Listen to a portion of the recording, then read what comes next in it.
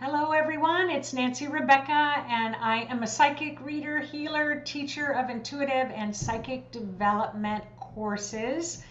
Actually, pretty awesome psychic mastery courses. I've been doing this work for about 25 years, and Spirit, that's who I work for. I work for Spirit, and Spirit said, look, intuitive ability is a natural born ability that's available to every single person on the face of the planet. As a matter of fact, we can't separate it.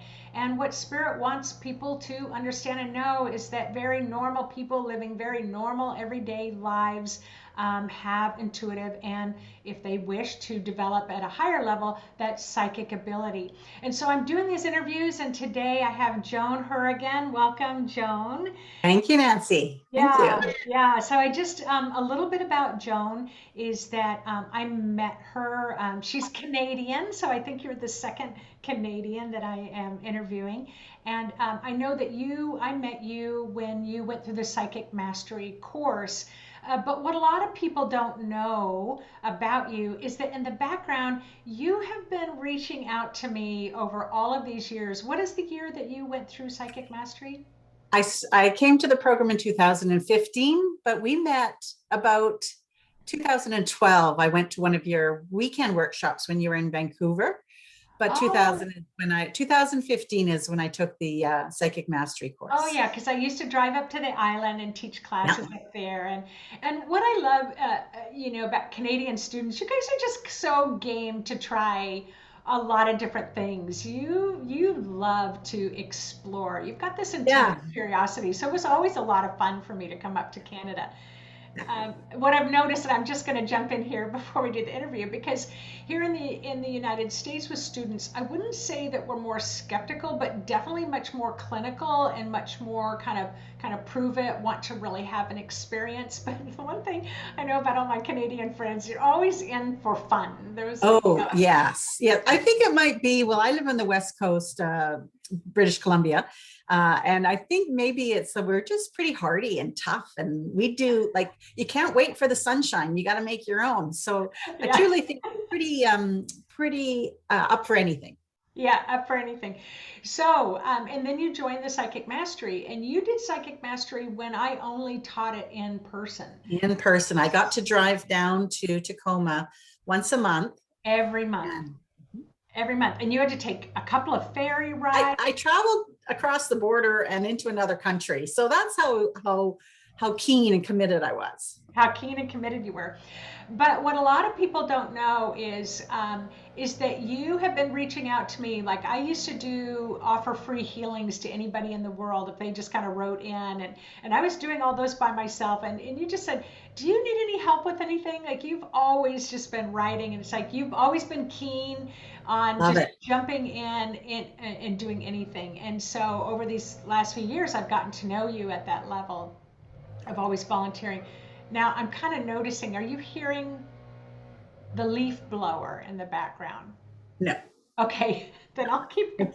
Yeah, keep The interview I did before was the phone kept ringing. So I'm like, all right, I'm just going to keep going. All right, so the one you're thing good. is that you have always kind of called and said, hey, Nancy, can I volunteer? Can I do things like you? If you're spiritually led, you just jump in with both feet. So I was really excited this year when Spirit told me Psychic Mastery International, which is now a virtual program, is going to be growing next year. You're going to have a lot of students next year. You're not going to be able to do it on your own. And Spirit told me, call Joan Hourigan to help kind of co-lead, co-assist to work with the students. So you're apprenticing with me this year. Yes, I'm very excited. Yeah, it's I have had a lot of years in the program and helping with some mentoring and just really it's very intricate into my life and I'm passionate about it. I'm passionate about healing and being of service and it's just a natural flow. So when you first texted me that, I'm like, what is she talking about? And then it took me about half an hour to realize, oh, hell yes, I can do this and I want to do this. So, Yeah, yeah. So it's a lot of fun to, yeah, to kind of because for me it was slowly kind of gradual, and but yet you've kind of been thrown into the deep end of the swimming Yeah. pool. It's like Yeah. you're kind of fast tracking in the learning Yeah, process. in a sense, and at the same time, so I'll tell you, be really funny. It was like when you texted me, hey, can we talk? I want to talk to you about something. And right away my higher self said, oh, she wants you to be more, she wondering why you're not more involved, because I had backed off from a couple of the monthly calls because I was busy. I thought, oh, I think she's going to ask me to do something. I didn't think it was going to be take the lead. Yeah, So, yeah. but it's like, yeah, spirit's talking to me at the same time. Yeah, yeah. No, so it's a lot of fun. And we have what I kind of call a lot of matching issues, Yes, yes, because you had, and I've already talked to you about this before, that it was okay yes. to bring this up, but Yep, you've been of course. diagnosed with breast cancer. Yes. And I got to kind of share on the outer edges of that with you. But when I had Yeah. my diagnosis last year, you were the first person I called, Mhm. because I remember your process. So we'll get in a little bit more into that, Okay. 'cause, for other people who have diagnosis like that, it's like, what do you do spiritually when you feel like life is kind of out of control Right. on that physical health side? So let's just kind of jump into your sensitivities. Like, I don't think I really know how you got involved. Yeah, Were this you is always, yeah, as a yeah. child, or did this come to you at a later time? Well, I did mention to you earlier that I just love these interviews because I get to find out the stories behind other people. And I really do think if anyone comes to this work, it is about the story that, like, we all have different stories that bring us to this awareness of our intuitive abilities or our psychic abilities. So, yeah, I love hearing the stories of all the people you've interviewed. And my story is, yes, in fact, funny, very young age, I could hear and see spirits, probably more so than I do now. So at a young age, like 5, and then Wow. school age. Yeah. So interesting enough, though, it's always been truly a spiritual, like connected to um, almost religious icons like Buddha and Jesus and Mother Mary and the really old. I remember being in school, and I think it was grade 7, and again I think maybe I was connecting with spirit sometimes because I was disconnecting from what was happening in my young childhood, whether that's like I'm the youngest of 5 girls, and I had both parents were professional. One was a doctor, one was a nurse, and it was just really busy. And I just feel like sometimes I might have disconnected from my physical body and awareness and went into that spiritual world and had what do they call them, imaginary friends that people, Mhm. parents say, oh, she's got an imaginary friend. It wasn't too imaginary for me, but it came across that way. And then I remember grade 7 being in class and thinking, oh, I don't get this information. And all of a sudden, like images of Isis and different kind of Middle Eastern spirituality images came Wow. up. And to this day, I still remember it vividly. And and then I think we dampen it down as we go through school, or we're trying to, we tune it out a bit. And I don't recall getting a lot of spiritual guidance, intuitive guidances, until I was sort of later in my professional career was in nursing. And I was a registered nurse for about 15 years. And definitely when I was nursing, I would know and be aware of things of what were going on for the patients simultaneously or even before. I think I learned very at an early age to read the room, to read emotions. Mm. So yeah, I think it was a very natural thing.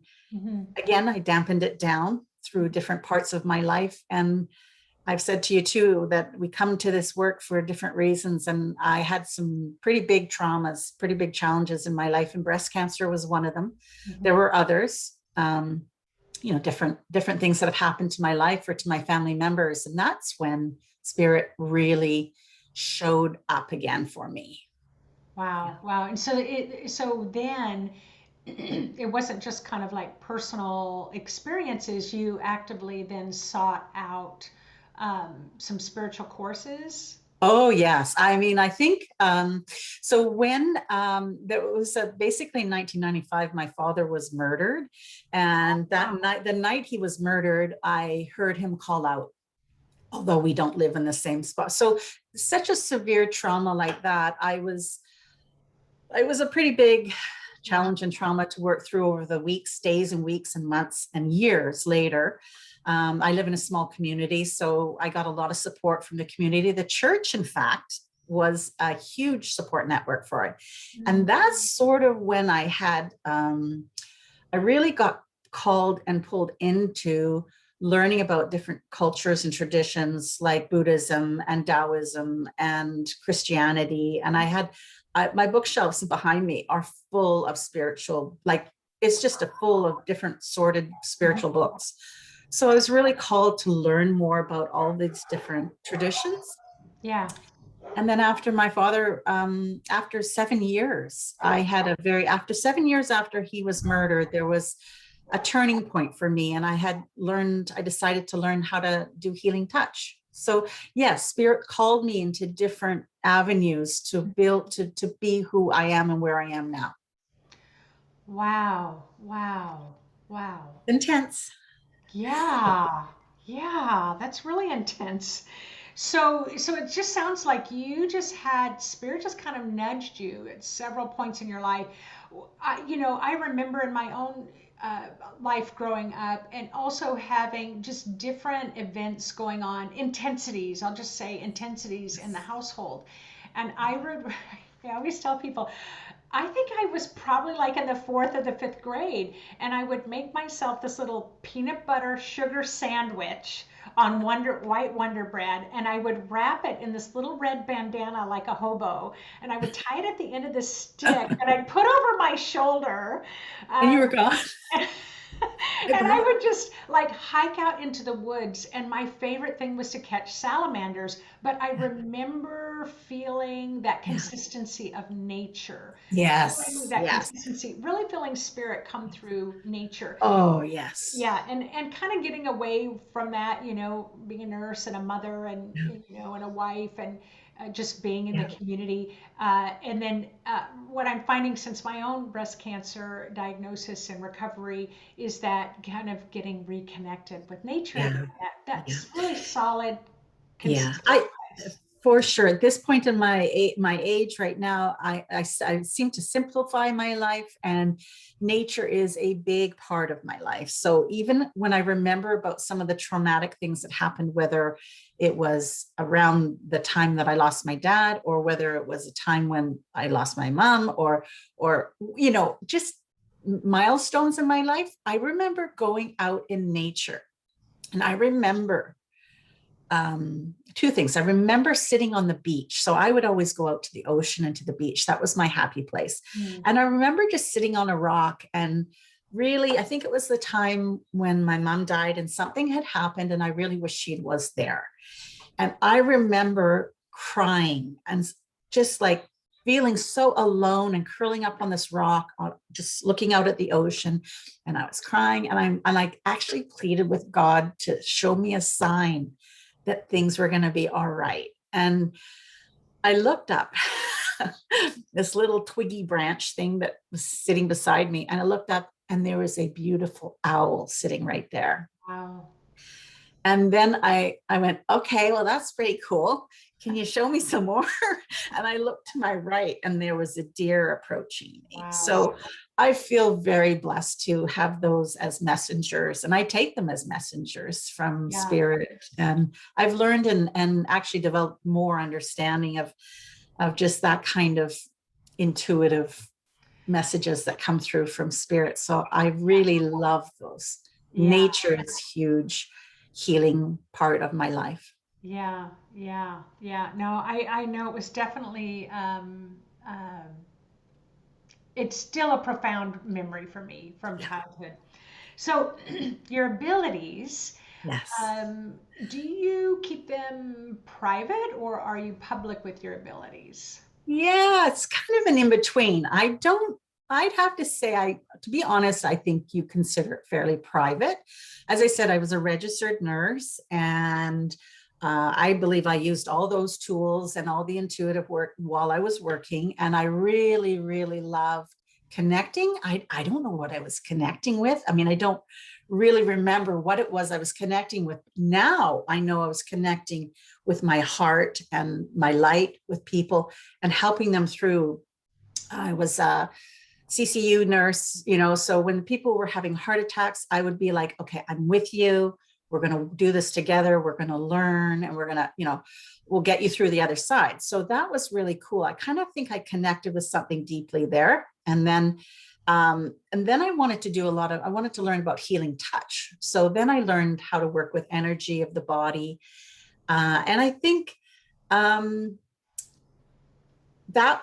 wasn't private. I was a part of a community circle, but now with my psychic mastery tools, I haven't really gone out there and said, hey, I'm a psychic, or hey, I don't have a website built or anything like that. But I feel like I just really wanted to use it. I've always been, when I learn something, I want to really learn to integrate it into my life. And so I've spent years of integrating these wonderful and amazing tools to learn about myself. And so when I take myself out of my yard and my house and I go meet people, if the conversation arises, I do find a way to work it in. As I've mentioned before, I dragon boat.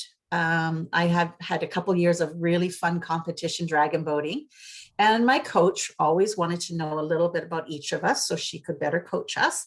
And I was very clear with her that I was an energy worker. And she even said, how come you're so warm? Like she come up close to me and she said, I can feel so much heat coming off you. And she said, I just have to tell you, I've got this I don't feel well. And I feel like, so it was just kind of spirit led, where people will come up to me and say, I don't know why I'm saying this to you, but I need to tell you this. And I'm like, oh, I can help you with that.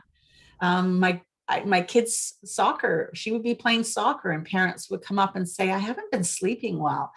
And I would like, oh, would you like me to take a look at that for you? So my psychic abilities aren't out there advertised, but I don't hide them in the conversations I have with my friends and family. And yeah. So one time my teammates were really nervous, like we're waiting to paddle. And so you go out these big boats, you fill a boat with 22 women and you paddle against other boats. And they were very, very nervous. And they just kind of started to lean into me because they go, how come I feel so much better leaning into you? And I said, well, would you like to just take a minute and connect? And so they were so nervous that I put my arms around them and we just stood there and grounded before the race, and they just started crying. They were just like, wow, this feels so good. So I'm not really advertised, but I don't hesitate to talk about it with Yeah, you don't hang your shingle out, but people will find you if they need exactly. That seems to be my pattern and path in this. Yeah, and it's the same. Like a lot of people watching this interview right now, where they know, like my mother, who is now a psychologist, and she would say people would come up and share these things they'd never shared, and she was like, well, they're sharing with me anyway. I might as well go to university and get training for it, because it's just that natural ability. But I do know sometimes I'll hear spirit will say somebody needs help, and I'll say, well, then they're going to need to ask for it. So I'll ask spirit, you need to make sure, and then that person will come over to me and they will say something, or they'll just kind of bring up a conversation, or they'll say, I don't know why I'm sharing this with you. And it's like, because their spirit wanted them to connect with my spirit. Yeah. And that's my passion. Actually, that's my passion, is connecting with another soul's light. I know as I said, when tough things have happened to me, I used to think, oh, it's my parents have taught me how to dig deep and get through tough times. And then I started thinking about, it's actually not my parents. It was actually, and I thought, I actually had somebody I could talk to at the time when this was going on. And I said, I used to think it was the love and commitment that my parents gave me that I could get through tough times. They've shown me how to do that. Then I realized it wasn't them, it was actually me. And then somebody said, well, what is it in you? And I said, oh, it's light. It's the light. And that's, so I suddenly realized that Your own um, spirit, your own soul. yes, spirit. So it's an interesting, around 7 years after the murder of my father, there was a lot of work I had to do personally in that time period. And 7 years later, I was asked to talk to the person who committed the murder. And my Oh, sister is wow. good. And I felt this overwhelming responsibility of forgiveness. How do we get past this if we cannot forgive? And so I spoke about forgiveness to him and to my community, because it was a community forum. And that's when the light filled my whole being. So I had a big awakening when I learned to forgive. So, Wow, that's a and it was beautiful light. So, story. yeah. Wow, wow. Take a lot of courage to be able to do that.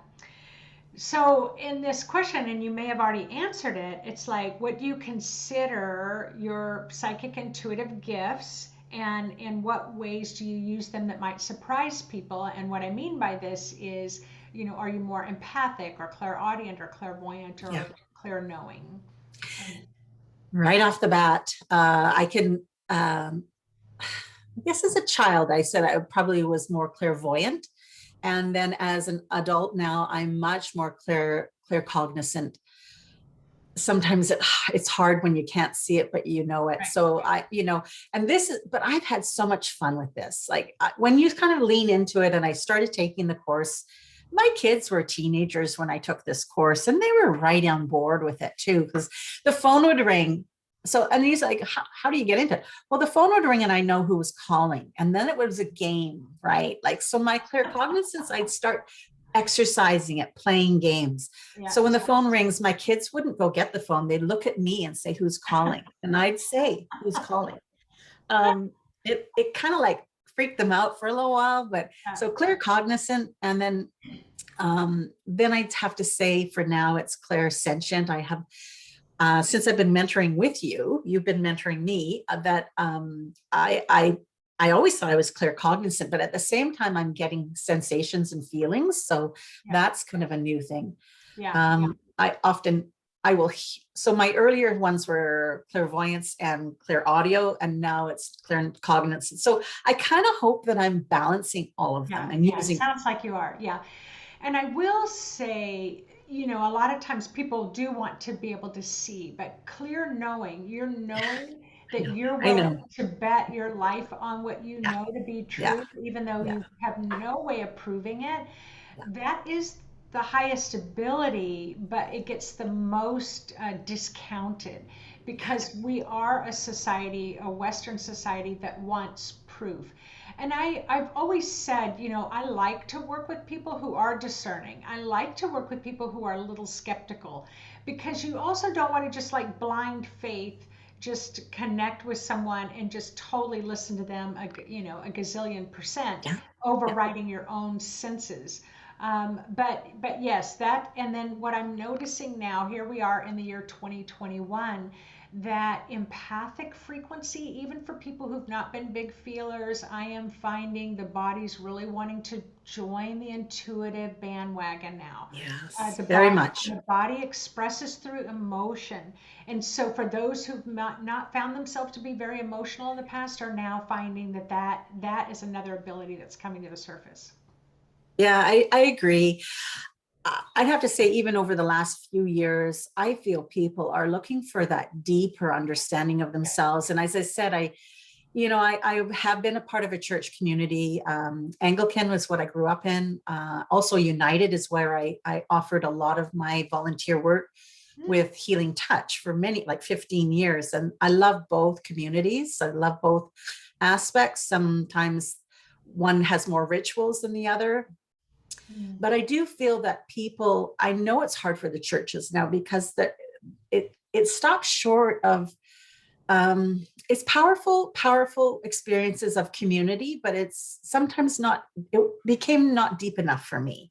I needed to have more nurturing. So that is where the intuitive, like really knowing I am a spirit in a human body. And that's what I tell people, like, don't be surprised that I can do this. We can all do this. We're Yeah. all spiritual people.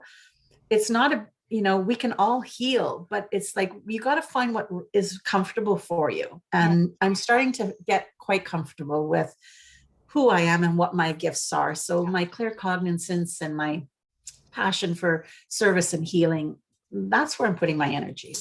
Yeah. Well, so the next part of the question had to do, in what ways would you use them Oh that yeah. will surprise people? But because you're talking about the church, that's one of the things that would surprise people to know, that I have been hired by churches Yeah. to help Yeah. energetically take a look at, okay, they're losing members, the congregation is divided, they're trying to determine what direction to go.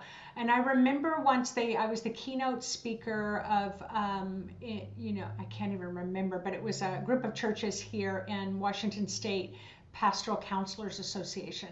And we were able to really identify some areas where it would be really helpful for them to grow. And what they talked about in their kind of public format amongst themselves were, in the churches, it used to be places where you could go to get healed, where Yes. you could go to Yes. get spiritual counseling, in a big way. And then slowly that kind of got filtered out. And so in their kind of roundtable conversations that they were having 10 years ago, how do we bring this back into the churches? And it kind of sounds like that's kind of what you're talking about, where you felt like you had to go Yeah. outside to expand more spiritually. So do you I think actually, that's changing? I do think it's changing. I actually feel very lucky because at the time I re-entered the church, it was during the trauma of my dad, loss of my dad, and that was fairly traditional. And then as a few years went on, we got a new minister, and I'd have to say that he was very open to understanding spirituality, and he would do sermons on the deeper spirituality, and that just kind of pulled me in closer. Mm. And I started connecting what I knew and what he was saying, and I do believe that it really gave me some solid ground. And it's not that I don't really spend my time in church any longer, but it's not that I don't understand. It has a purpose, and it supports people and it supports the community. I didn't find it went deep enough for me. So at some point, I found that I could do my own connection with spirit and my own reading and own work and study. But I still feel that it really does. It's a good accessing point for people to feel connected. And I was blessed to have a wonderful healing touch mentor who was a United Church minister. So she also helped translate a lot of words.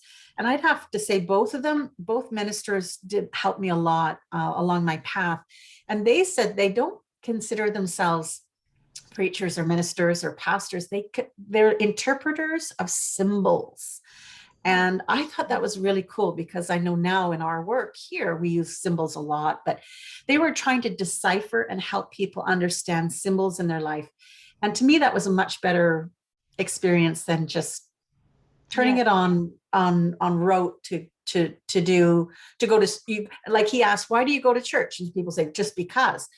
But now people are looking for deeper connections. And Mhm. yeah, Yeah. yeah. Yeah. So That's church very. was an interesting one, but I also found, the how I use this probably. I love, as I mentioned, learning how to manifest things. And like, I am a spiritual being who has a huge amount of power and energy, and how I work it in my life is up to me. Yeah. I can struggle or be miserable, or I can hold myself in the center and be full of joy and gratitude. And so I'm learning now to manifest things that I need in my life. I have the power to do that. And I have the power not to do that. So Yeah. I love the manifestation stuff that's really kind of happening now for me. And the other thing is we talked about breast cancer. Mhm. Nancy, the way I got through that whole thing is because of you and what you taught me. I mean, I remember phoning you and saying, I have breast cancer. What do I need to look at in my field? What do I need to look at in my past lives? And you walked me through stuff. And I was very, very intentional about nobody wants to do it, right? No, but I realized this was a healing opportunity for not only me, but my lineage forward and back. So I took that on and I walked with that.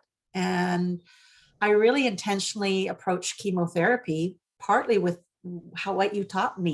You said, everything is energy. So even the chemo drugs have a job. God has made them, like they're there for a reason. Somebody has created them to help others. So don't ignore it, and I've had a counselor and friends is that you got to lean into all of this and not be afraid. So that chemotherapy was a big life changer for me because I'm sure for you, we learn so much about ourselves. Yeah. That was a big one. I thought I'd gone through a lot, but that was a big one. And I approached it with, I just feel so lucky. I live in a small community. I have a small hospital where I got my chemotherapy. I knew the pharmacist who was mixing the chemo. Wow. They mix the chemo when you arrive, and you taught me to bless them and support what they're doing for you before that medicine came to me. Yeah. And then became such a ritual. It was how I got through the whole thing, was to bring the medicine. When they brought the medicine to me, these are my nursing friends who brought me my meds. And I looked at them and I said, I need to hold the medicine for a few minutes before you hang it. And they look at me like, what? And I'm like, I need to talk to the medicine. So I talked to the medicine. I prayed. My husband and I both prayed over the medicine before it went up in my IV. And then I just feel it gave, not, some people like, oh, that doesn't really matter or anything, but it did matter to me. It mattered that I was taking control and being a part of something that could have derailed me, could have, felt like it was happening to me, but I walked with it. So that is, I don't know if I would have done that without this sort of, all these sort of a consciousness. Because for me, and this is, I really want to kind of share this with anybody who's listening to this, that definitely I did similar things, and the nurses that would bring that in, they've got, because it's highly toxic. And so I've got to put on the gloves. They've got this kind of foil all around it so it doesn't touch my skin. And so I would always go in a little bit early so that I could sit and pray and meditate, talk to the medicine that's going to be going into my body. And so they always knew, oh, she's the one that she needs to pray with her her chemotherapy first. But then I took it a step further, and I went and I researched the chemotherapies to see what the original plant medicine was that made up chemotherapy. And then I got access to the plant medicine. So I have my kind of meditation room, my little altar that I have. And so I actually got the plants, and I would talk to those plants that were in the medicine. Thank you for the way that you are in service. So there were definitely different phases, and it did, I tell people it was like a lightning bolt that hit my electrical circuit box. It reset me. And things, the way that I was before, it's not a mind thing. I feel like the chemotherapy did really clear some deep energy blocks that I could never have gotten to with a regular meditation. I agree. Yeah, it was definitely a big learning. And knowing that you had gone through it, and it was just like, okay, I knowing that you were always there, but I call cancer the jealous dance partner.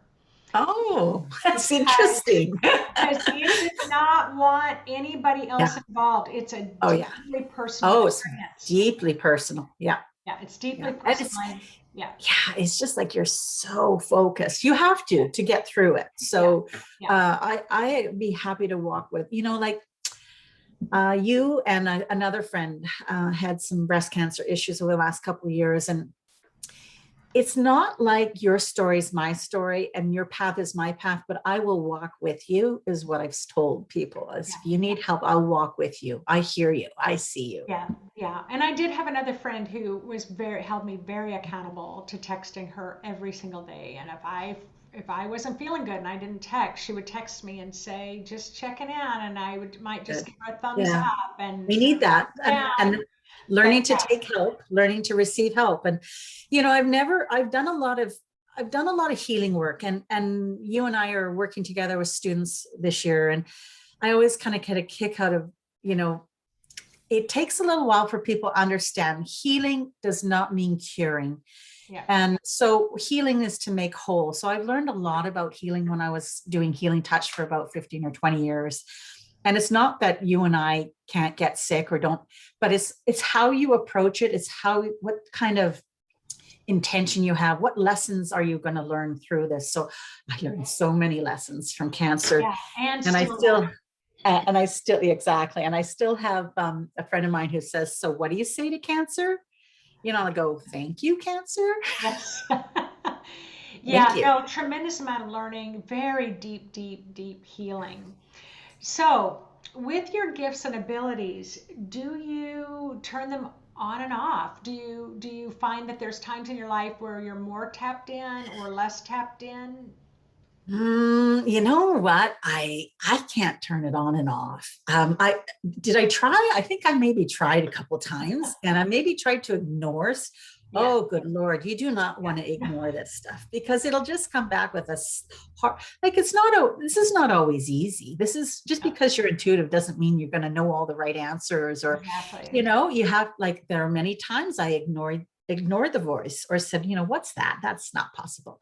Yeah. And then I've had to pay, not pay the price, but you go, your choice is you go down this path rather than this one. And this, I've always remember a few people who've done healing on me said, why do you choose to swim against the current? You're always swimming against the current. Why can't you let go and just flow? And Ah, I've started to realize now I'm 59. I think I can let go now.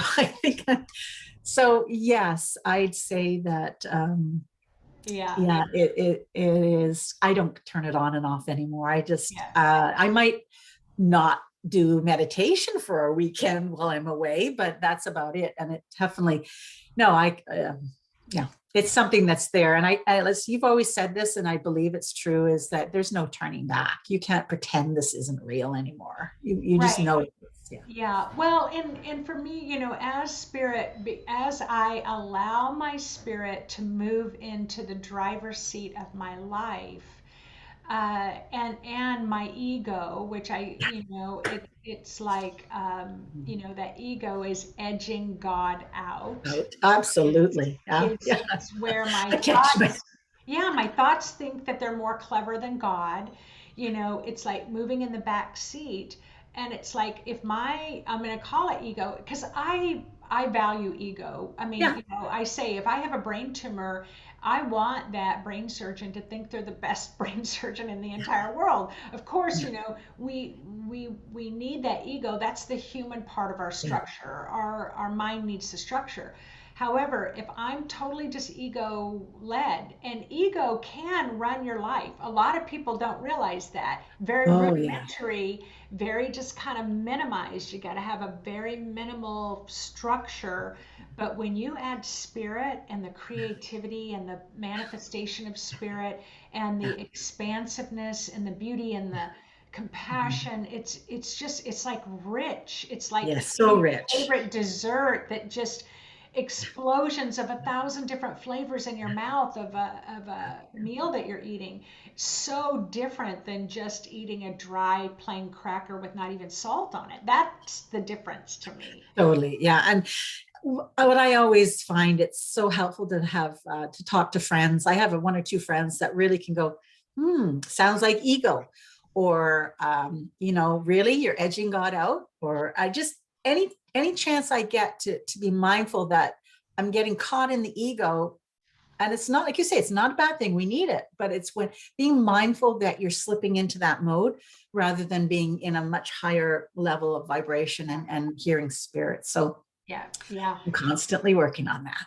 So, what is the biggest misconception that you had about psychics, or that you think that people in general Yeah. have about I've psychics? never really loved that word psychic.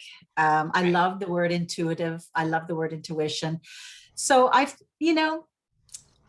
think that's part of why I don't want to hang a shingle out, is that I don't want to say I'm a psychic, because I think people must be a trigger. It's a trigger point. I got to look at that one.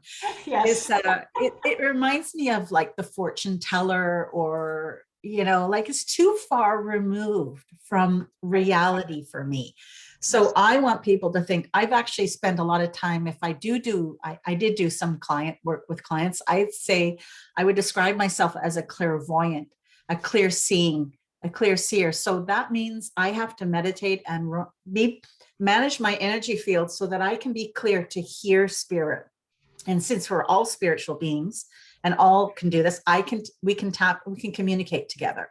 Yeah. So that's how I presented myself. I think the misconception is that old giving your power away to someone else. I don't want to be in charge of someone else. And so that fortune teller sense with psychic disturbs me. I really want people to realize that they are their own, Yes. teacher, Yeah. leader, whatever.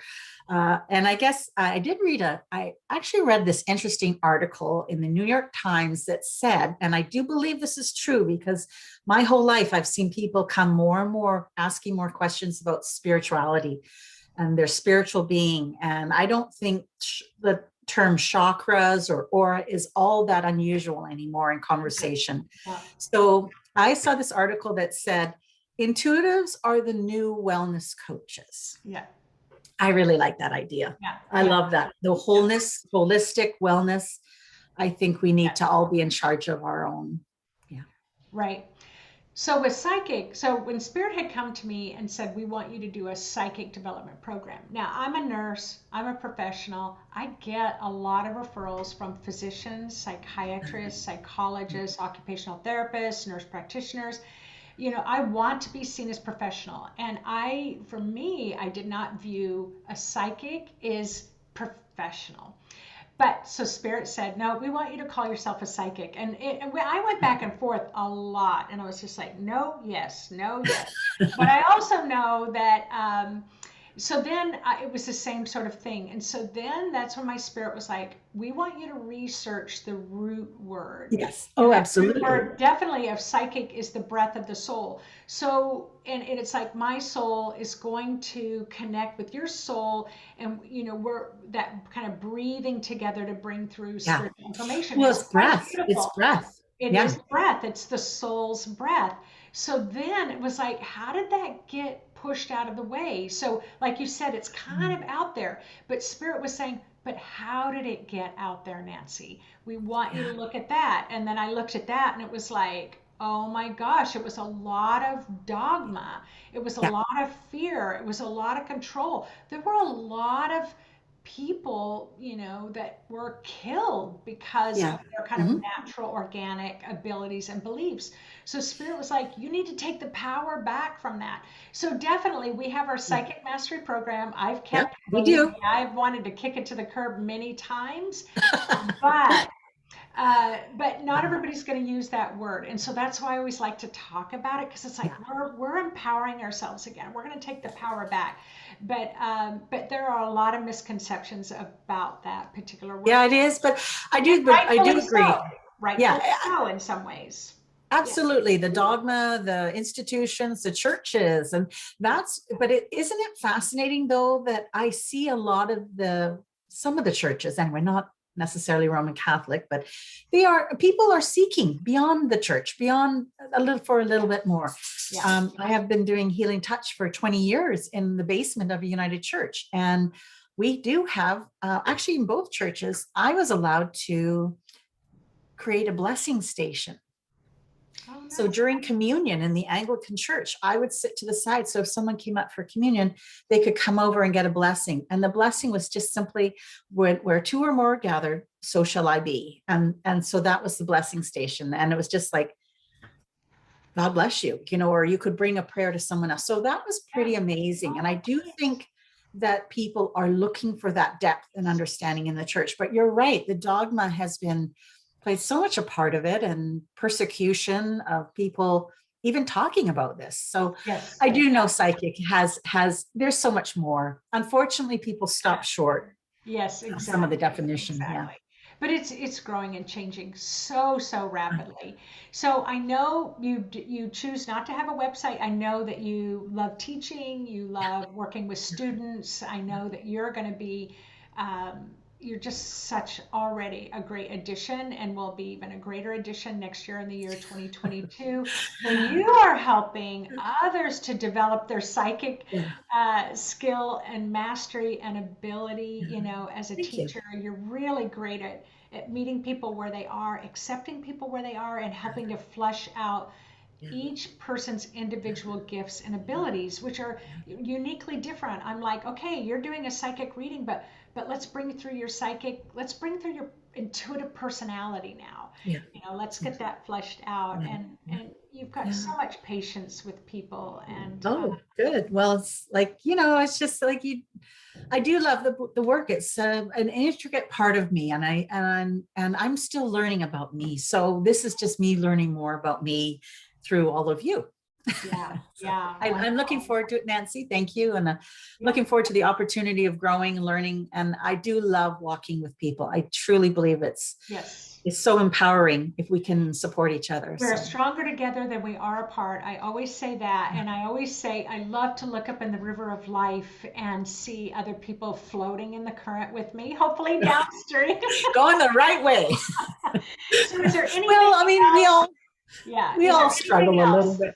Yeah. Yeah. Anything else that you would like to say before we close No. up our conversation? No, it's just a privilege and an honor to be. I can't tell you how much I've learned for myself, and there is a ripple effect. My family knows, the Intuitive Mind program is fantastic. The home program is fantastic. The Advanced Intuitive Mind is fantastic, and I share. As I change and grow, so do the people around me. So I love the ripple effect, and my kids use these tools or if they don't, they phone me to help them use the tools. Nice. So it's amazing. And I'm so grateful to have come across this in my path and wonderful journey with you. Oh, it's Thanks. fun for us to be able to connect. I was really excited when I saw your name pop up. She's going to do it. Gonna do it. All right. Thanks again so much, Thank you. Joan. And just thank you for being you. And I'm excited to see what we do together from. Me too. Thank you, Nancy. Bye-bye. Bye-bye.